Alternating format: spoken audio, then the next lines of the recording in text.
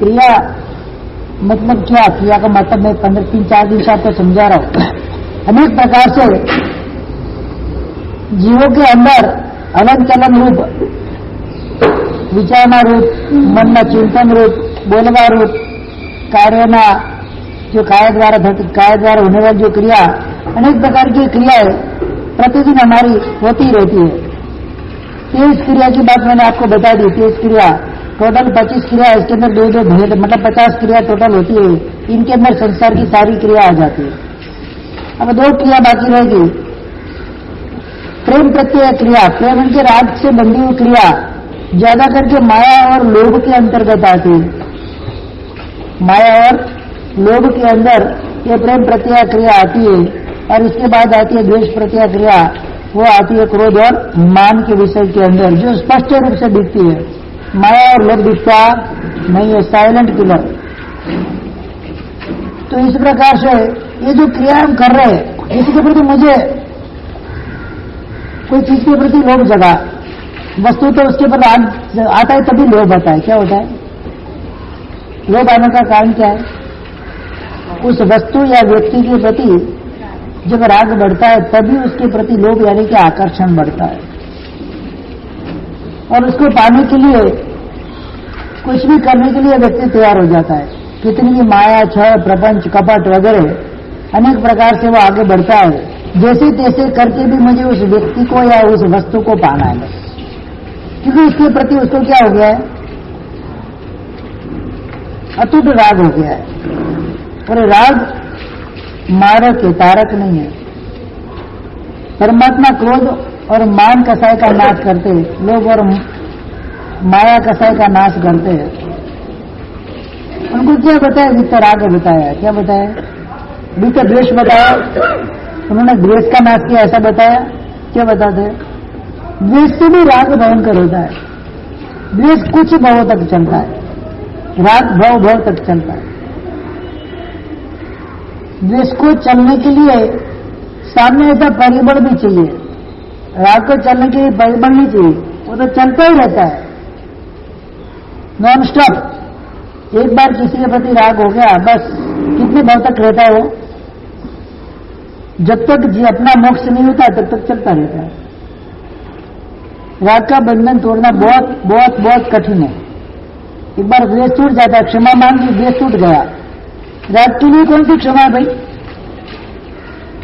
द्वेष को तोड़ने में क्या होता है? क्षमा मांग ली, प्रायश्चित कर लिया, द्वेष टूट जाएगा। राग के लिए राग को तोड़ना आसान नहीं है। परमात्मा सबसे पहले राग को जीतते। राग ने जिससे राग को जीत लिया तो द्वेष ऑटोमेटिक क्यों जीत लेते? क्योंकि किसी व्यक्ति के प्रति द्वेष कब आता है? जब उसके प्रति अविरत राग होता है। ये नियम है संसार का।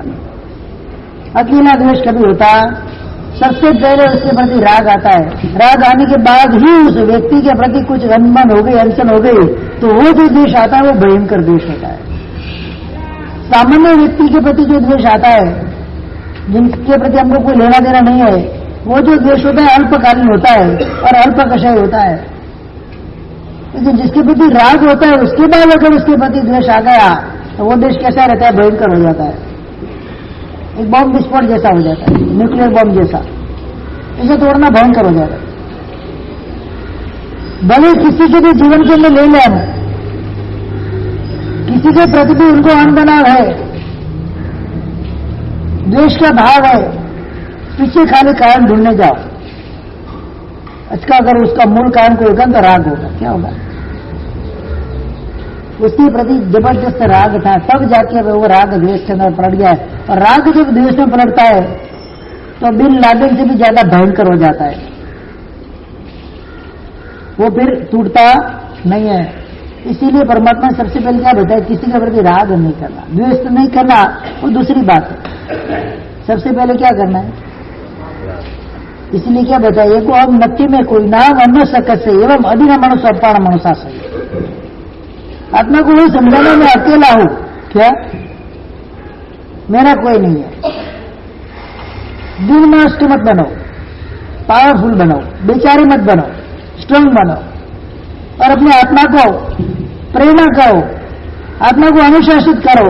इस संसार के अंदर यार ओनली वन, तेरे अलावा और कुछ हुआ है? कोई तेरा है नहीं, तू किसी का है। ये भावना जब आती है, एकत्व भावना, क्या बोलते उसको, ये भावना जब आ जाती है, व्यक्ति राग के बंधनों से मुक्त होता है।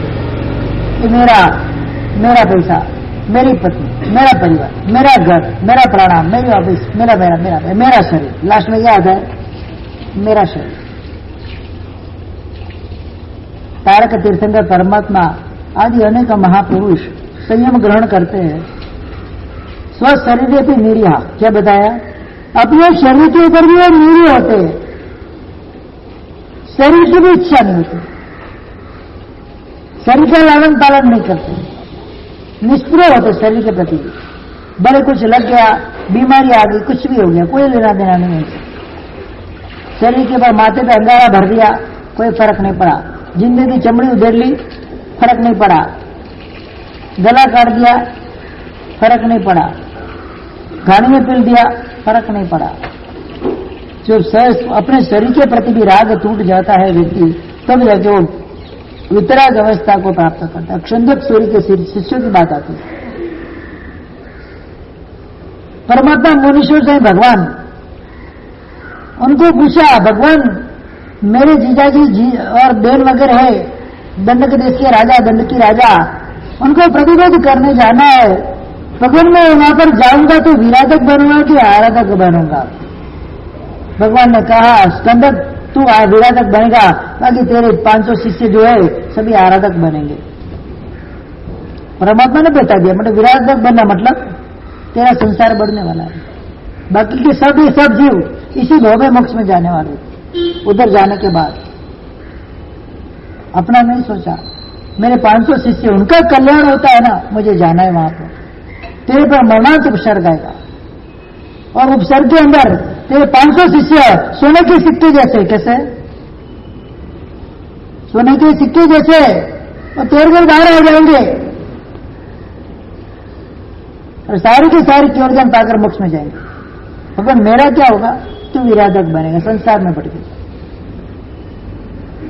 भगवान ने मना किया, मत जा। भगवान ना भी बोलते नहीं, हाँ भी बोलते नहीं है, खाली समझाया, तू विराधक बनेगा, बाकी सब आराधक बनेंगे। मौन भाषा में परमात्मा ने सब समझा दिया। फिर भी वो स्कंदक सूरी गए वहां पर। दंडक जो उनका मंत्री था, पहले जो स्कंदक सूरी जो बने थे, वो पहले राजकुमार थे, और उस मंत्री जो था, पालक मंत्री को, उसको वो जैन धर्म का द्वेषी था, जैन धर्म के तत्वों के माध्यम से उसको निरुत्तर कर दिया था। उसके मन में द्वेष रह गया था, क्या ये इसको मैं छोड़ूंगा नहीं। जब उसके राज्य में आए, दंड की राजा के राज्य में आए, तो पालक ने क्या किया, जो उद्यान में उतरे थे, तो आने के पहले उसने क्या, पूरे उद्यान के अंदर शस्त्र छुपा दिए। पालक ने क्या किया, शस्त्र वगैरह छुपा दिए अंदर। फिर राजा के कान भरे कि आपका जो साला आया आपका राज्य लेने, 500 की सेना लेकर आया है साधु के वेश में। क्या बोला है? ओरिजिनल साधु के, डुप्लीकेट साधु नहीं थे। अगर मेरी बात गलत है तो जाकर चेक करो। उन्होंने जमीन के अंदर सारे शस्त्र छुपाए, कब हल्ला कर देंगे पता नहीं। राजा कैसे होते? राजा ने बांध रहा, काचा कांडा हुआ। राजा कैसे होते? कच्चे कान के होते। सुन लिया पालक का, गए शस्त्र वगैरह देखा, अंदर से निकला, सबको बंदी बना लिया, सभी महात्माओं को 501। सजा क्या कर रहे? पालक तूने मेरे को मेरा रक्षण किया है, क्यों उनको सजा दी? उसको तो वो चाहिए था। एक एक को बुलाया, घाणी के अंदर पी लो और मरो। क्या 499 शिष्य निर्यामणा कराते गुरु भगवान, बेटा तेरा अंतिम समय है। क्या जो बकरा होता है ना कसाई के उधर, कत्ल खाने के अंदर, बुचर खाने के अंदर वो कटने के लिए जाता है ना, उसको निर्यामणा कराने वाला कोई नहीं होता, हर तो ध्यान में मरता है। यहाँ पर तो गुरु भगवान साक्षात खड़े हुए, निर्यामणा कराते। शरीर और आत्मा दोनों अलग है। आत्मा वो शरीर नहीं है, शरीर वो आत्मा नहीं है। जो मरने वाली शरीर मरने वाला है, आत्मा तो ये हमारे मरने वाली नहीं है। शुद्ध भाव के अंदर आ, 4 कषायों से तू मुक्त हो जा, 5 व्रतों का अंगीकार कर, परमात्मा का ध्यान कर, 4 शरण का अंगीकार कर, शुभ ध्यान में आ जा। वो व्यक्ति गुरु भगवान ने निर्यामणा कराई है, वो वहां पर घाणी तक जाते जाते जाते जाते जैसे ही घाणी में पड़ता है केवल ज्ञान की प्राप्ति हो जाती है। जिसे ही शरीर अंदर पड़ा फट फट टुकड़ा टुकड़ा करके करके पूरा शरीर का टुकड़ा करके हुए क्या हो जाता है, पूरा घाणी के अंदर खून काटरी चमड़ी सब अलग अलग हो जाते। ऊपर देवलोक के देव गंधर्व किन्नर नारद वगैरह सबकी आंखों में से आंसू, भयंकर पापी पालक तांडव कर रहा है। 1 गया, 2 गया, 3 गया, 499 शिष्य गए। कितने गए? 499 घाण में पड़ते ही केवल ज्ञान की प्राप्ति करके मोक्ष में सुधार गए। लास्ट में बाल मुनि था छोटा। सहज रूप से बच्चे के प्रति बड़ों को थोड़ा राग अतिशय होता है। क्या होता है? राग थोड़ा अतिशय होता है। स्कंदक से इसको मैं मरता नहीं देख पाऊंगा, आप पहले मुझे डाल दो। पालक को तो वही चाहिए था, ज्यादा से ज्यादा उसको पीड़ा कैसे होती है। और अंतिम समय नहीं, पहले जाएगा तो वही बाल मुनि को पास में बिठाया, गुरु भगवान ने गोद में बिठाया, बेटा तो महान है, सर्वश्रेष्ठ है, जिन शासन को पाया है, तो परमात्मा मुनीश्वर से भगवान का शिष्य है, तो ऐसा वैसा ढीला पोचा नहीं है, स्ट्रांग है। बहुत छोटी उम्र में तू केवल ज्ञान पाकर मोक्ष में जाने वाला है, तू अपने आप गर्व होना चाहिए। परमात्मा का शरण अंगीकार कर, परमात्मा का नाम उच्चारण कर, कसाय से मुक्त हो जा, वीर की तरह जा। कैसा बोला उसको? कायर की तरह, वीर की तरह बेटा तू जा। जी गुरुदेव तरती गए, सीधा घाने फड़ के उसको उठाए के डाले, वो खुद ही पड़ा अंदर। क्या? खुद ही अंदर पड़ा, केवल ज्ञान पाकर मोक्ष में चला गया। उसकी पीड़ा स्कंदक सूरी सहन नहीं कर पाए, भयंकर आवेश के अंदर आ गए। अगर कोई मेरे तप का प्रभाव है, पूरी दंडक नगरी को जलाने वाला बना।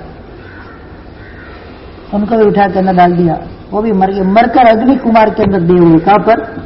उपयोग रखा। मैं कहां से आया? वो देखा, हाँ मेरे 500 शिष्य को इस नीली चारा में मार दिया है। और राजा ने भी देखा, राजा को भी दया नहीं आई।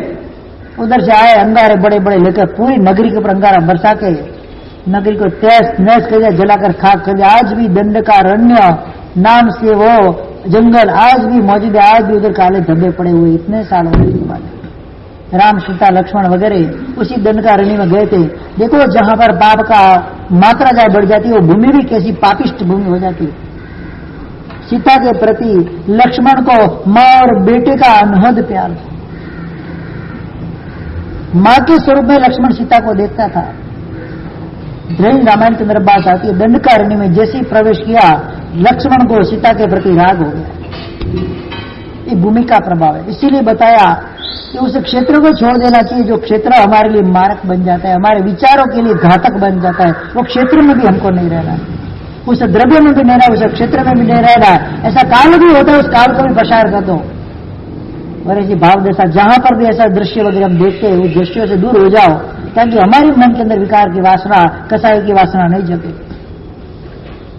हम क्या करते? उधर ही ज्यादा दौड़ते, जहां हमारा विषय कसाय का पोषण होता है, मेरे अहंकार का पोषण, मेरे क्रोध का पोषण, मान कसाई लोभ कसाय का पोषण होता है, विकारों का, विषयों का, 5 इंद्रियों के विषयों का जहां पर पोषण होता है, वह वहां पर दौड़ते। पिकनिक पार्टी जाना, ये पार्टियां मनाना, यूनिवर्सिटी वगैरह कल मैंने बताया था, ये सब मनाना, आडंबर करना शादी वगैरह के अंदर क्या है? इंद्रियों के विषयों का पोषण ही तो है। जहां से दूर होने के लिए परमात्मा ने बताया, हम उसी के तरफ हम दौड़ कर रहे। वही दंडकारण्य आज भी मौजूद है। वो भयंकर निर्जन भूमि हो गई है। आज तक 11 लाख साल होने आए। कितने? 11-15 लाख साल होने आए, अभी तक वो बचा नहीं। किस तरह से उसको तहस नहस किया होगा वो अग्नि कुमार देव ने। भयंकर द्वेष का परिणाम, द्वेष और राग बहुत भयंकर क्रिया, भयंकर द्वेष प्रति की क्रिया थी। उन्होंने जो खास जैन शासन की स्थापना करने के लिए उसको निरुत्तर उस समय किया था बालक को, लेकिन बालक के मन में गांठ बैठ गई, उसने मुझे हराया, छोड़ूंगा नहीं। फिर उन्होंने दीक्षा ले ली थी। दीक्षा लेने के बाद ये घटना हुई, लेकिन वो घटना इतिहास के अंदर काले टीके की तरह लग गई। आज तक वो दंडकारण्य उस घटना का साक्षी देता हुआ ऐसी जला हुआ पड़ा हुआ है। सोच लो, ज्यादा राग, जब राग की मात्रा बढ़ जाती है और द्वेष के अंदर जब पलट जाता है तो कितना तहस नहस कर देता है। दूर क्या करना है? क्रोध, मान, माया, लोभ क्या दूर करना है? सबसे जटिल में जटिल कषाय कोई हो, कषाय की दृष्टि से, बाह्य दृष्टि से माया कषाय क्या? माया के अंदर आकर व्यक्ति क्रोध भी कर लेता है, लोभ भी कर लेता है, और मान कषाय तो माया के अंदर अड्डसलक भरा हुआ रहता है। जीवन में एक लक्ष्य रखना, कभी भी किसी प्रकार की माया प्रपंच नहीं करना, सरल बन जाओ। सरलता गुण सिद्धि देता है। माया प्रपंच वक्रता बोलते हैं ना, स्त्री नाम चरित्रम पुरुषाणाम भाग्य ब्रह्मा भी तस्य पारम नहीं आती। पुरुष का भाग्य कब खिलेगा पता चलता नहीं, ब्रह्मा भी जान सकता नहीं, और स्त्री का चरित्र कब प्रकट होगा ब्रह्मा भी उसको बता सकता नहीं। आज तो रागी है, कल तो द्वेषी बन जाए, फिर तो तीसरे दिन टुकड़े टुकड़े करके फ्रिज में डाल दे, जमीन में डाल दे, कुएं में डाल दे, पता भी चले उसके चरित्र कब प्रकट होगा। कभी विश्वास नहीं करना है स्त्री के चरित्र के ऊपर, पुरुष के भाग्य के ऊपर कभी विश्वास करना। आज तो रोडपति था, कल को फटाक करेंगे करोड़पति हो जाता, होता है कि नहीं? देखते हैं ना, आज करोड़पति है, सेकंड के अंदर करोड़पति में से रोडपति बनते भी पुरुष देर लगती नहीं है। पुरुष के लिए भाग्य और स्त्री के लिए चरित्र दोनों एकदम जटिल चीज है। कब अपना पोत प्रकाश से पता चलता नहीं, दोनों का विश्वास करने का मना किया कि उसके पार ब्रह्मा भी उसका अंदाजा नहीं लगा सकता है कभी। ये सब बताया शास्त्रों के अंदर। इस प्रकार से जो प्रेम और द्वेष की प्रति जो के दोनों साथ में चलती, अधिक राग अधिक द्वेष का कारण बनता है, और अधिक द्वेष अधिक राग का भी कारण बनता है। द्वेष क्यों आता है? एक व्यक्ति के प्रति द्वेष आया मतलब मुझे दूसरे व्यक्ति के प्रति अभी राग है, इसके लिए अन्य व्यक्ति के पर मुझे द्वेष आया। राग द्वेष को लाता है, द्वेष राग को लाता है। किसी के प्रति कोई मेरा बात माने, मेरे हिसाब से चले, बस उसके लिए एक ही बात करना है, आपको उनके हिसाब से चलना है। कोई मेरे हिसाब से चले, शिखर जी, ऐसी अगर मन के अंदर धारणा बनानी है और ऐसा अपना व्यक्तित्व बनाना है तो एक ही इसका उपाय है कि हमको दूसरों के हिसाब से चलना है। बस दूसरों की अनुकूलता के हिसाब से हमारा जीवन हो जाएगा, हमको कभी भी प्रतिकूलता जीवन में नहीं आएगी। हम क्या ढूंढने जाते, मेरी अनुकूलता होनी चाहिए, दूसरे की हो कि नहीं हो कोई लेना देना नहीं होती, दूसरा मेरे हिसाब से चलना चाहिए। इम्पॉसिबल, तीनों काल में शक्य नहीं है। कभी चल भी जाए तो आपका थोड़ा पुण्य उससे ज्यादा होगा, तो थोड़े समय के लिए वो आपके हिसाब से चलेगा, परमानेंटली आपके हिसाब से नहीं चलने वाला है।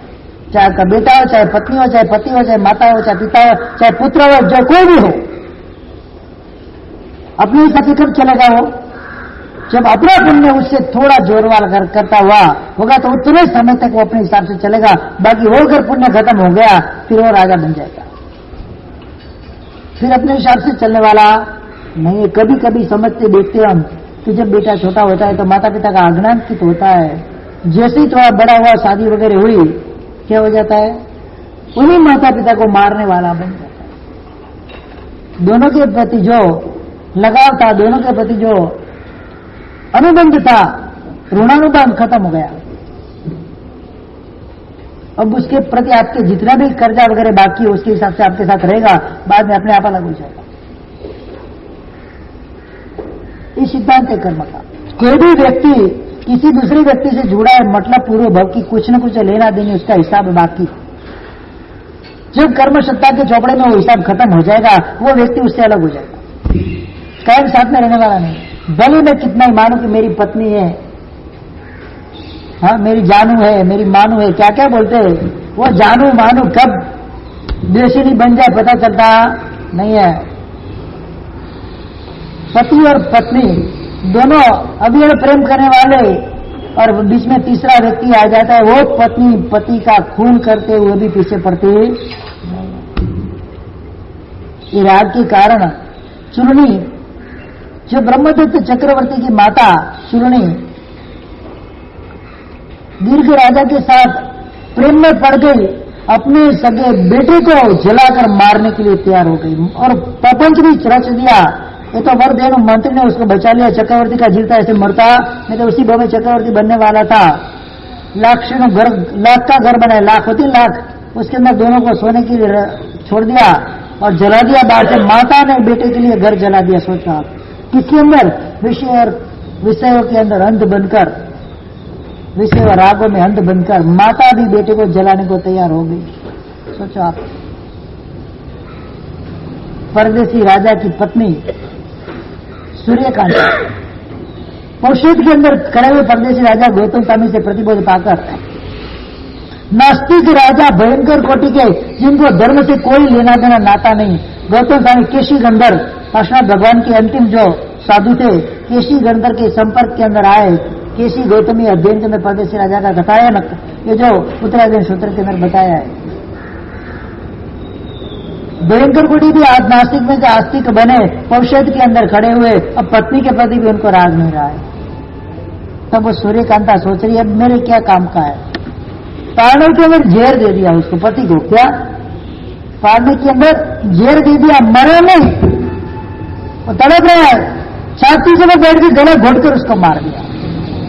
जिस पति के ऊपर उसको अवियड राग था, मात्र इतना पता चला कि भी मेरे लिए भोग में नहीं आने वाला है, उससे कोई लेना देना नहीं स्त्री तत्व से, मेरा क्या होगा। बस इस ब्रह्मराज के अंदर उसने अपने पति को मार दिया, राजा को मार दिया। कई ऐसे दृष्टांत शास्त्र के अंदर आपको मिलेंगे। ये क्या है? और अभी जो राग था उसका भयंकर कोटि के द्वेष के अंदर पलट गया और मरना पड़ा। पेपर में रोज 50 किस्से आ गए। पत्नी ने प्रेमी के साथ मिलकर पति के टुकड़े टुकड़े करके जला दिए, फ्रिज में डाल दिए, गटर में डाल दिए, गंगा नदी में पहुंचा दिए। आता कि नहीं आता? कहां गया पति पत्नी का राग? कहां से देश में पलट गया? अत्यंत हमने अपेक्षा रखी उसके प्रति, वो अपेक्षा मेरी पूरी नहीं हुई, अपेक्षा घातक बन जाती। एक व्यक्ति दूसरे व्यक्ति का खून कब करता है? उसके पीछे कारण क्या है? अपेक्षा। उससे मुझे कुछ फायदा नहीं हुआ, उससे मुझे नुकसान हो गया, बस उसको खत्म कर दो। कहां तक अशुभ लेस्या के अंदर चला जाता है, कृष्ण लेस्या के अंदर चला जाता है, रौद्र ध्यान के अंदर व्यक्ति चला जाता है और मारकर काटकर फेंक देता है। कैसी हालत हो जाती है? सत्ता पाने के लिए, संपत्ति पाने के लिए, संतान पाने के लिए क्या क्या लोग करते हैं और कितने समय तक वो रहने वाला है उनके पास। एक ज्यादा से ज्यादा कितना रहेगा? सत्ता कितने तक समय तक रहेगी? ज्यादा से ज्यादा अखंड पूरी रहे तो एक भाव तक, दूसरे भाव में साथ में आने वाली। संपत्ति कितने समय रहने वाली है? संपत्ति यानी कि संतान वगैरह कितने समय रहने वाले? उसके लिए भयंकर कोटि के पापाचार करते हुए भी व्यक्ति डरता नहीं है। कोई तन से हिंसा करता है, कोई वचन से हिंसा करता है, कोई मन से हिंसा करता है।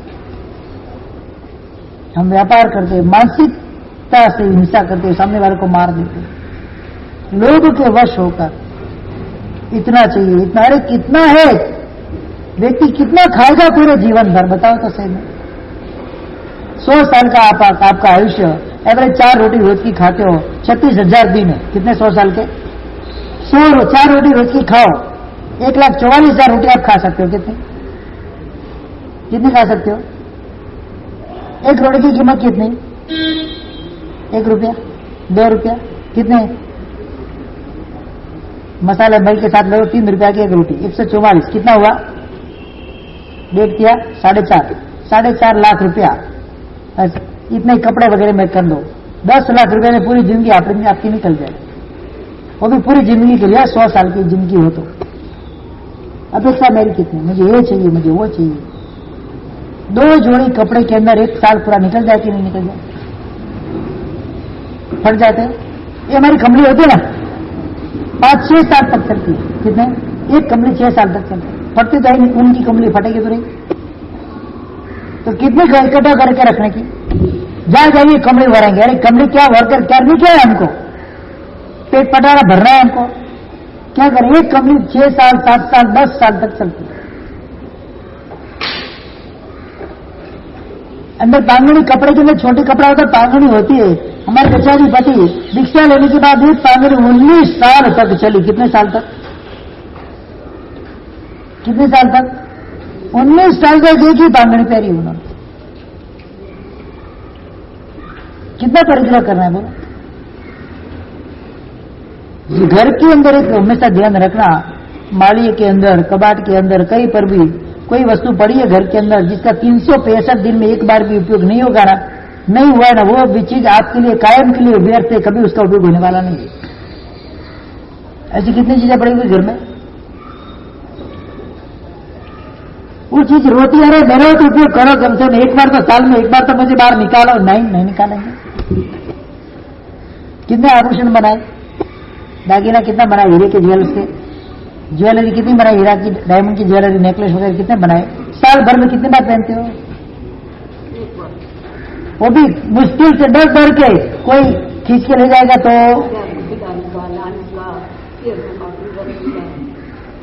साल भर में आभूषण कितने बार पहनने का और कितना होता है? जितना होता है इतना कम पड़ता है, कम पड़ता है ना। कल्पसूत्र में भी आता है ना, स्त्री को क्या प्रिय होता है? आभूषण, जमाई और काजल, 3 प्रिय होता है स्त्री को। क्या होता है? फिर वाजिंत्र प्रिय होता है। जब बाजा बजेंगे तो हर का घर का पूरा काम छोड़कर बाजा देखने के लिए आ जाएगी। स्त्री का सहज स्वभाव होता है। कल्पसूत्र के अंदर बताया, मैं नहीं बोल रहा हूं, परिश्रम के अंदर आएगी सब सारी बातें। कितना चाहिए मुझे? ज्यादा होगा तो द्वेष बढ़ने वाला है, राग भी बढ़ने वाला है। ज्यादा चीजें होती है क्या होगा?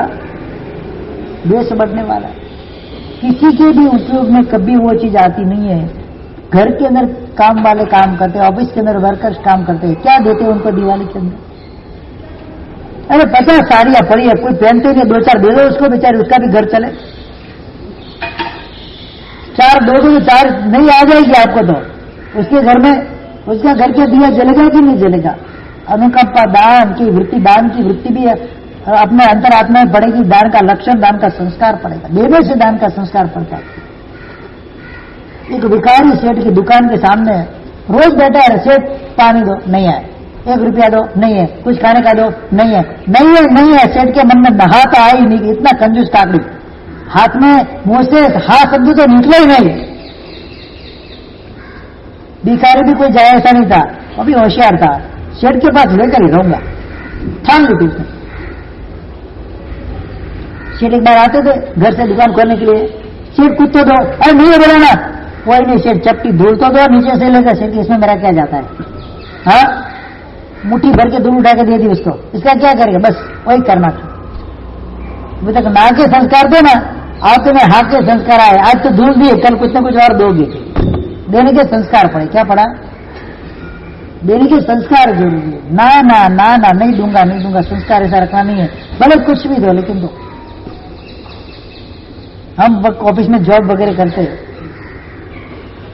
करते ना, वहां से बोनस की अपेक्षा रखते कि नहीं रखते? दिवाली गिफ्ट की अपेक्षा रखते कि नहीं रखते? तो हमारे घर में जो काम करते, हमारी दुकान में जो काम करते, हमारे साथ जो काम करते, उनको भी अपेक्षा होती कि नहीं होती? क्या देते बताओ तो सही। मेरे को आपके पास से जानना है। आपके घर में काम वाली बहन आती है, भाई आती है, भाई आती है, तो बेरसोया वगैरह आता है, उनको क्या देते दिवाली के? सही सही बताना, क्या क्या देते? बस इससे काम चल जाता है।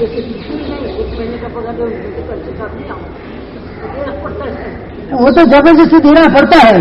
आपके भाव से क्या देते हो? भाव से क्या देते हो? वो तो कायदा जैसा बन गया कि 2 तो आऊंगी, नहीं तो नहीं आऊंगी, कि 2 तो करेंगे काम, नहीं तो नहीं करेंगे। तो भाव से क्या देते? उसका मन प्रसन्न हो जाए इसके लिए क्या देते हो बताओ? कौन सी मिठाई देते? नहीं लाकर देते। घर में क्या देते? नहीं बाहर का खाते तो बाहर का देते। कुछ भी देते हैं तो क्या देते हैं, कितना देते हैं, कैसे देते हैं? मन को प्रसन्न करके देते हैं कि मन को कचवाट करके देते हैं? क्या करते? क्यों ऐसा होना है? वो भी इंसान है, उसके घर में भी कुछ काम होता है, उसके घर में भी खुशियां लानी है। अनुकंपा दान परमात्मा ने बताया, अनुकंपा से भी दे सकते हो। 100 साड़ियां घरे पड़ी, निकाल के दे दो अच्छी वाली, तो बाजार में जो 100 रुपया वाली वो फैशन स्ट्रीट में से लेकर आएंगे, फिर उसको देंगे। क्या भाई ऐसा क्यों? एक वीडियो आया था, जबरदस्त सीख देता है। मालिक की बर्थडे आती, पहले तो वर्कर की बर्थडे आती, मालिक दुकान के अंदर ड्रेस लेने के लिए जाता है, उसके लिए कपड़ा लेने के लिए जाता है। दुकान वाले को बोलता है जो सबसे चीप क्वालिटी का वो दे दे जोड़ी कपड़ा। क्या सबसे? तो उसने 1000 वाला बता नहीं, 1000 वाला वैसे कम, 500 वाले से कम, 300 वाला, हाँ ये बांध दो, वो ले लिया उसने। मालिक ने नौकर के लिए क्या लिया? चीप क्वालिटी का। कुछ दिनों के बाद मालिक की बर्थडे आई, वो नौकर को लगा मालिक ने मेरे को दिया था, मुझे भी कुछ देना चाहिए। वो दुकान में जाता है, उसकी हैसियत देकर उसने 400-500 रुपए की चीज बताई, नहीं और थोड़ी ऊपर वाली दो। किसको देना है? मालिक को देना है। 1000 वाली नहीं, और थोड़ी ऊपर वाली दो। 3000 और थोड़ी ऊंची ऊपर वाली। मालिक को ऐसा दे सकता मैं नहीं हूं। वो 5000 की चीज लाकर मालिक को देता है, और मालिक का मन देखो, उसको 500 रुपया की मिलती है तो 200 की ढूंढ रहा है वो। मतलब उदार दिल किसमें? उदार दिलता किसके अंदर है?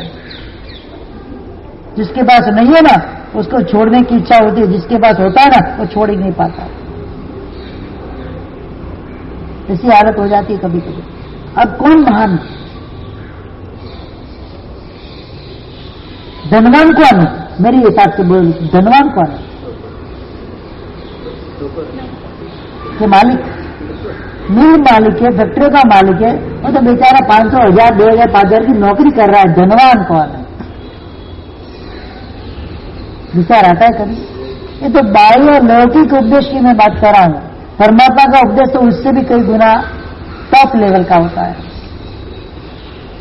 संस्कार देने की रखने में, संस्कार लेने की नहीं रखने। अपना हाथ जिन शासन जय परमात्मा का शासन मैंने पाया है। परमात्मा दान धर्म की सबसे पहले प्ररूपणा करते। दानशील तब भाव भेदा धर्म चतुर्विधम। सबसे पहले परमात्मा देशना का प्रारंभ करते हैं ना, जब केवल ज्ञान पाते, सबसे पहले दान धर्म की प्ररूपणा करते हैं। अभयदान, जीव दया वगैरह, अभयदान, वस्त्रदान, पात्रदान, सुपात्रदान, अलग अलग प्रकार की दान की परमात्मा प्ररूपणा करते हैं। क्यों पता है?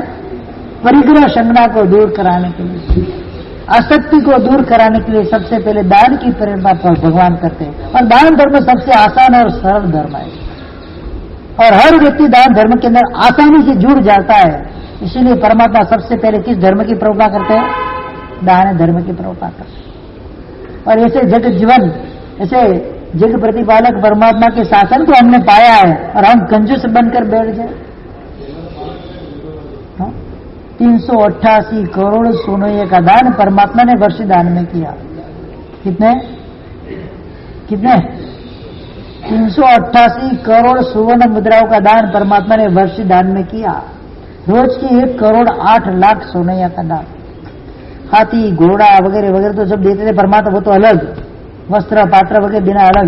मात्र सिक्के सोने के 1 करोड़ 8 लाख नित्य देना 365 दिन, 360 दिन। मतलब परमात्मा ने संयम लिया तो दान धर्म से शुरुआत की है। क्या किया है? वर्षी दान दो। परमात्मा धर्म प्रवर्ताओ। लोकांतिक देव, नव लोकांतिक देव आते हैं, सारस्वत, आदित्य, गर्दतो, तुषित वगैरह वगैरह। नव लोकांतिक देव आकर परमात्मा को विनंती करते, ब्रह्म देवलोक से आकर भगवान आपके दीक्षा का अवसर आने की तैयारी में है, 1 साल बाकी है, आज से आप धर्म की प्रवर्तना करो, वर्षी दान का प्रारंभ कीजिए। परमात्मा को पता ही है, फिर भी उनका आचार होता है, कल्प होता है उनका। वो अगर परमात्मा को प्रार्थना करे धर्म तीर्थ की प्रवर्तना करो, और वो आके धर्म तीर्थ की प्रवर्तना करने का बोलते हैं। भगवान वहां पर सिंहासन पे से खड़े होकर वार्षिक दान का प्रारंभ करते हैं। मतलब सबसे पहले कौन सा धर्म आया? दान धर्म। और हम कैसे लेने वाले, देने वाले तो नहीं। परमात्मा की संतान होती है ना, हाथ उसका ऐसे नहीं रहता, हमेशा ऐसे रहता है। कैसे रहता है? कैसे रहता है? ऊपर रहता है कि नीचे रहता है? हाँ, सबसे पहली दान धर्म की शुरुआत श्रेयस कुमार ने की इस अवसर्पणी काल के अंदर, और उसी भाव के अंदर मोक्ष में चले दान धर्म के प्रभाव।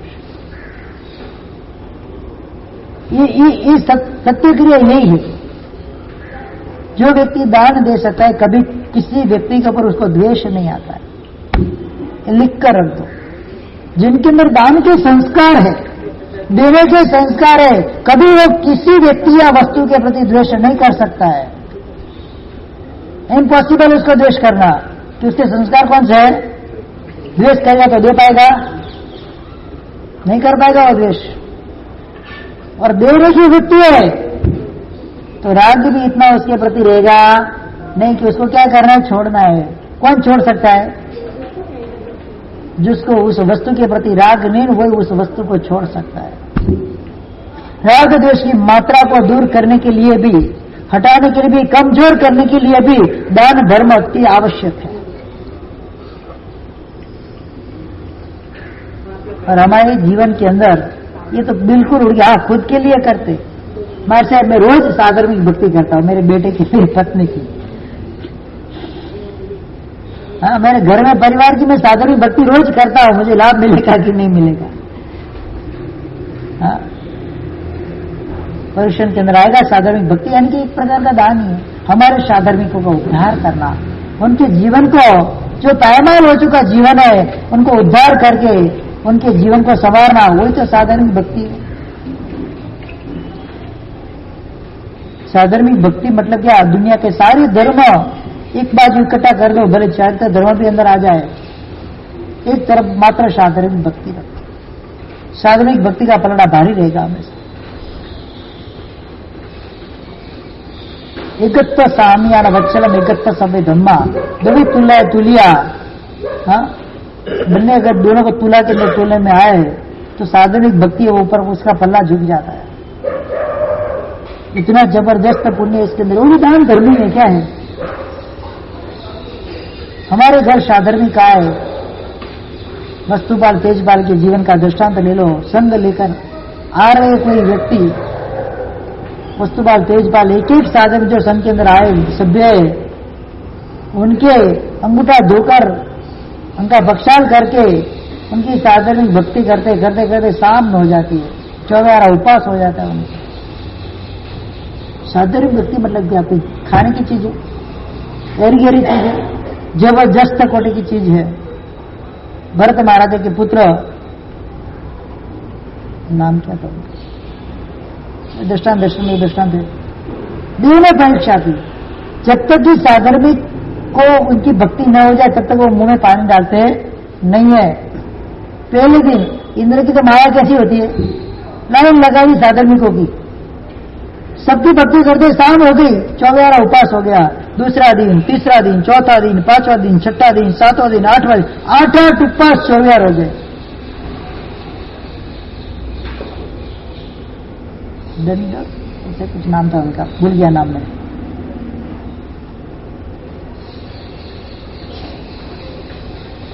पर भरत महाराज के प्रपुत्र थे। 8 दिन की 28 इंद्र महाराज झुक कर आए, नहीं तेरी साधर्मिक भक्ति का तो कहना पड़ा। मैंने जो प्रशंसा की थी इंद्र सभा के अंदर, इंद्र महाराज ने जो प्रशंसा की थी, आप उससे भी कई गुना ज्यादा सवाल निकले। आपकी भक्ति को धन्य है। दंडवीर्य राजा, क्या नाम था उसका? दंडवीर्य राजा। आप तो उनसे भी कई ज्यादा हम आपकी अनुमोदना करें ना, जितनी वो भी कम है। इंद्र महाराज ने जितनी आपकी अनुमोदना की है, इससे तो हमें कई ज्यादा देखा है कि ये दान धर्म था, निर्णय होता है, निर्धार होता है। पुण्य श्रावक का भी भले कुछ भी रखा नहीं था, एक साधर्मिक को रोज मेरे घर के अंदर मैं आमंत्रण देकर खाना खिलाऊंगा। और कमाना कितना, नियम कितना का परिक्रम में बताए, मात्र 2 व्यक्ति खा सके इतना ही कमाना, ज्यादा नहीं। क्या? रूह काटने का धंधा करता था, और एक क्या लेके रूह की दरसी बना, डोरी बनाने का धंधा था उसका।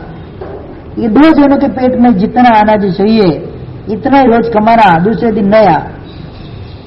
पति पत्नी दोनों थे, संतान थे नहीं, रोज एक साधर्मिक की भक्ति भी करनी है, तो एक दिन एक का उपवास होता है, एक दिन एक का एकाष्टा और एक का उपवास, ऐसे क्रम सर उल्टा चलता रहता। रोज एक साधर्मिक की भक्ति वो करते थे, और इतनी शुद्ध सामायिक भी करते थे। दान तो हर व्यक्ति कर सकता है, छोटे से छोटा व्यक्ति भी दान कर सकता है। जिसके पास कुछ भी नहीं है ना, वो भी दान कर सकता है। पेदर साहब अहमदिया, उनके बेटे कोई संघ लेकर आए थे किसी गांव के अंदर। एक माँ जी मात्र उसके पास 5 पैसा था, कितना, अभी 5 पैसा, कितना उस समय 5 पैसा भी ज्यादा होता था। और जो ना मेरे को पूरे संघ की भक्ति करनी है, 2-3 हजार लोग संघ के अंदर, 5 पैसे से कैसे भक्ति करेंगे? मन के अंदर उत्कृष्ट भाव था। महामंत्री ने देख लिया, उसके अंदर जबरदस्त कोटि के भाव है। माँ जी 5 पैसे से तू पूरे संघ की भक्ति कर, तेरी हो जाएगी, मैं व्यवस्था कर दूंगा। फिर आपका पैसा आपको नहीं डाला, मेरे 5 पैसे से मुझे भक्ति करनी है, क्या हो जाएगा माँ जी, आप टेंशन मत लोगे। 5 पैसे की नमक की गोनो मंगाई, क्या मंगाया? कोई भी रसोई के अंदर नमक के बिना तो चलता नहीं है। नमक की गुने कितने आती थी? 5 पैसे पहले फ्री में मिलती थी नमक, पहले नमक का पैसा लगता नहीं था, फ्री में मिलता था। 5 पैसे की नमक की गुनी लाई, कितनी ढेर सारी गुनिया, सभी रसोई के अंदर नमक डाल दिया। माँ जी आपके 5 पैसे से मैंने पूरे संघ की भक्ति कर ली है। ऐसे महावीर, हमने हमारे मंत्री वगैरह थे, श्रावक वगैरह थे, और ऐसी 5 पैसा में भक्ति करने वाली माताएं भी शासन के अंदर मौजूद थी। हो सकता है कि नहीं हो सकता? ऐसा जरूरी है कि मेरे को इतना खर्चा करना ही पड़ेगा दान धर्म करने के लिए?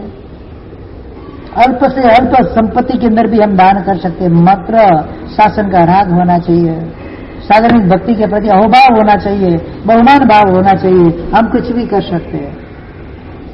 We can do everything. हाँ, अगर हम डिसाइड कर ले कि मुझे करना है तो कर सकते, नहीं कर सकते ऐसा नहीं है।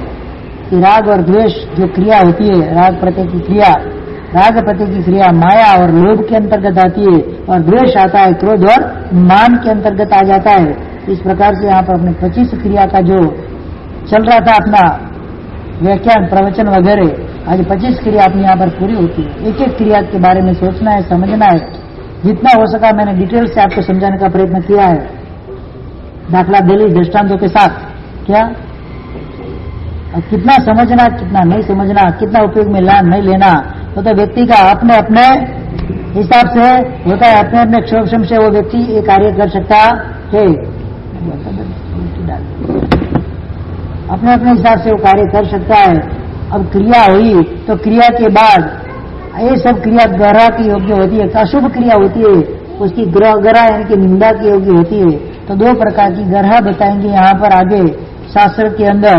तो ये ग्रह यानी कि मेरे हिसाब से मैंने जो पाप कर लिया है, मुझे उसकी ग्रह करनी है, अपने मन के अंदर उसका प्रायश्चित करना है। ग्रह मतलब क्या हुआ? न पुनर्करिष्यामि, क्या बताया है?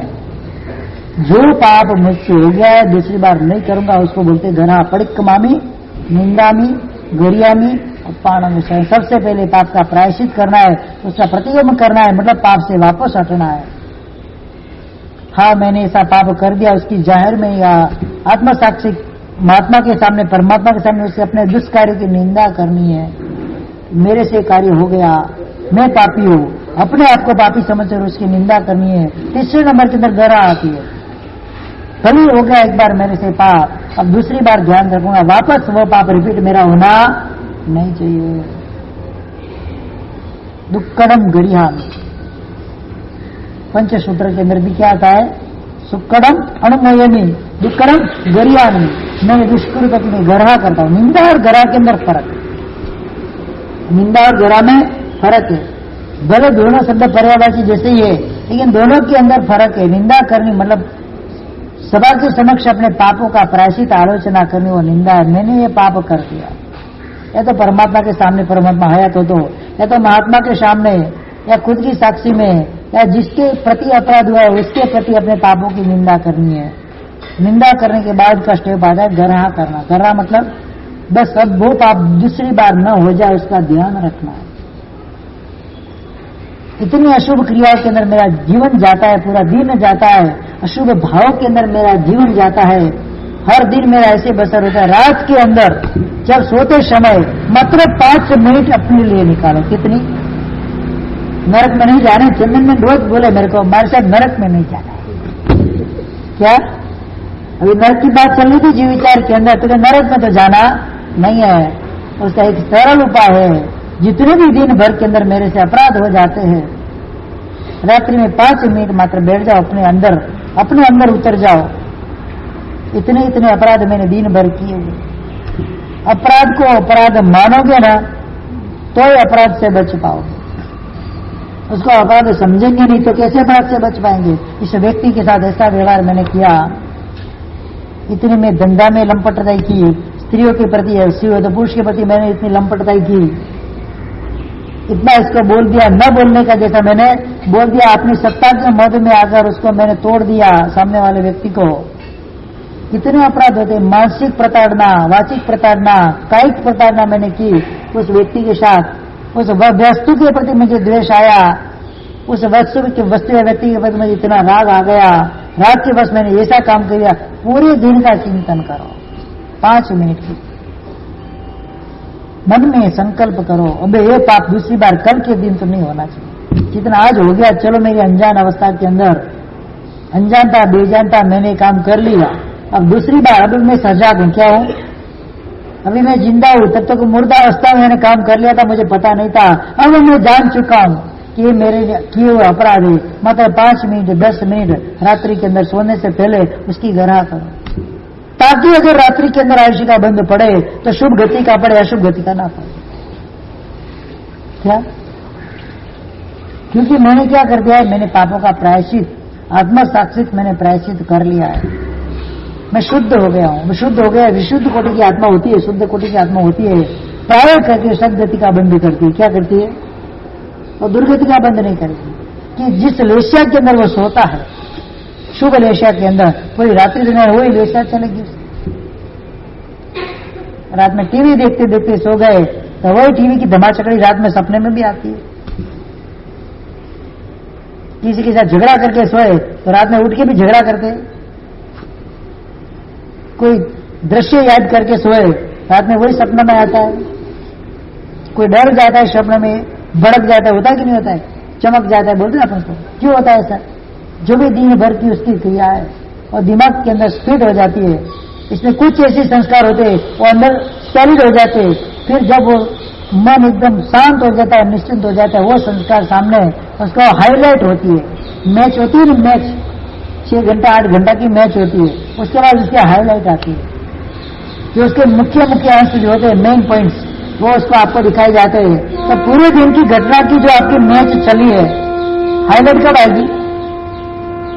वो रात में आएगी। अगर शुभ क्रिया में दिन गया है तो पूरी रात्रि शुभ में जाएगी। अशुभ क्रिया में दिन गया है तो बुरे सपने आएंगे, डरावने सपने आएंगे, बेचैनी होगी, पसीना हो जाएगा, और कभी कभी अटैक भी रात में आ जाता है और खत्म भी हो जाता है। पता नहीं क्या, सुबह उठता ही नहीं है। एक बार सोया तो सोया, फिर नमो ओरियंतन, उठता भी नहीं है। ऐसी घटनाएं हो जाती है। दिमाग के ऊपर जितना ज्यादा जोर दिन भर में डाला तो नसें काम करना बंद कर दिए, नसें फट जाती, ब्रेन हेमरेज हो जाता है। ब्रेन हेमरेज में घटना पहले कभी होती नहीं थी, कभी कभार होती थी, एक का रेयर केस के अंदर। अभी तो अचानक हो जाती है कि मन के अंदर टेंशन भरा हुआ है। टेंशन एक प्रकार का कैंसर ही है। क्या है? दिमाग की नसों के ऊपर जितना जोर पड़ता है, वजन पड़ता है, उसके अंदर पावर बढ़ता है, नसें फूल जाती है, फट जाती है। परमात्मा ने इसीलिए तो बताया ना कि निश्चिंत जीवन जीवो। कल की भी चिंता करने, कल की क्या, आने वाले पल की भी चिंता करने नहीं है। वो व्यक्ति हमेशा सुखी रहता है और स्वस्थ रहता है। हमारे लिए बताया ना वर्तमान जो, क्या बताया है? हमारे साहब गोचरी पधारना, क्या बोलेंगे? क्यों चिंता करनी उसकी? Ever fresh. टेंशन करने वाला फ्रेश रह सकता नहीं है। उसके शरीर में रोग के अलावा कुछ होता नहीं है। डिप्रेशन जैसा बड़ा रोग भी टेंशन के हिसाब से ही आता है, और हम उस रोग को मिटाना है तो टेंशन फ्री जीवन, धर्ममय जीवन। धर्मी व्यक्ति जीवन के अंदर टेंशन नहीं करता है, और जो धर्म को बराबर अंश से जो समझ गया है वो टेंशन, क्योंकि उसको पता है मैंने जो पाप किए, उन पापों का, मैंने अपराधों का मैंने मिथ्या में दुर्गम कर दिया है, मैंने उसकी आलोचना कर दी है, मैंने प्रायश्चित कर दिया है।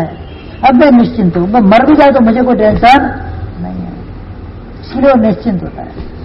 आज मौत आती तो अब भी आए, अब भी आती हो, इसी क्षण आए, उसको कोई टेंशन होता, ऑलवेज रेडी फॉर डेथ। क्या? और मरने के लिए हमेशा के लिए तैयार होता है। सज्जन होता है ना, महात्मा, शास्त्र के अंदर बात आती है, कौन मरने के लिए, कौन हमेशा तैयार रहता है? तो धर्मी आत्मा। तो उसको पता है मेरा काम कंप्लीट है, टोटल फिनिश है, 31 जुलाई तक पूरे चौपड़े क्लियर हो जाए, 1 अगस्त को कितनी मस्त नींद आती है कि नहीं आती? हाँ, एवरीथिंग इज कंप्लीट, ना आई एम टोटल फ्री, बराबर ना? नींद आती कि नहीं आती है?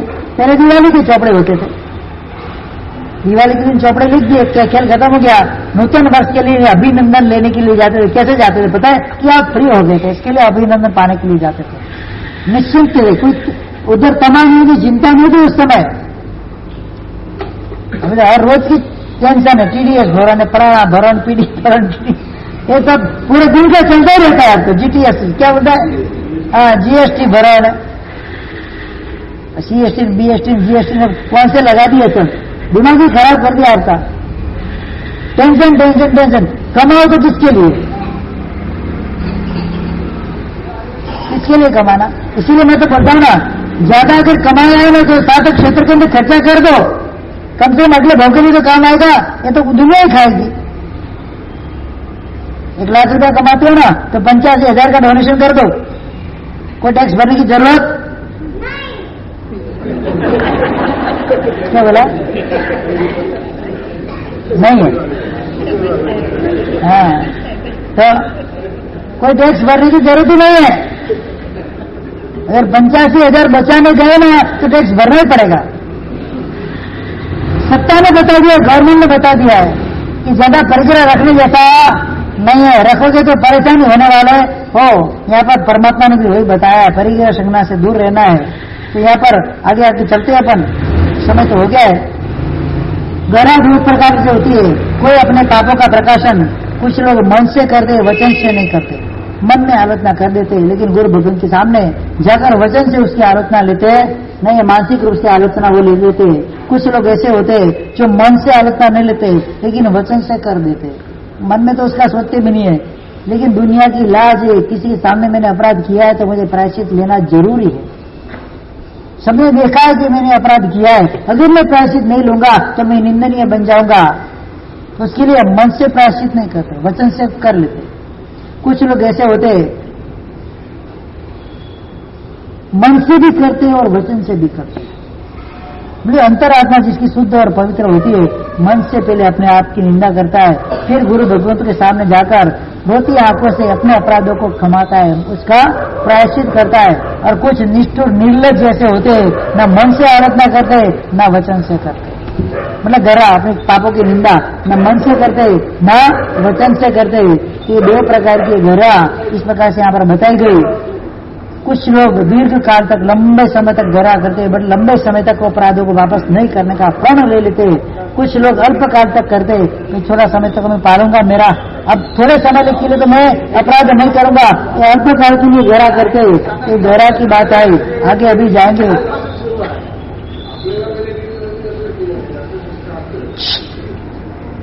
उपयोग रखो।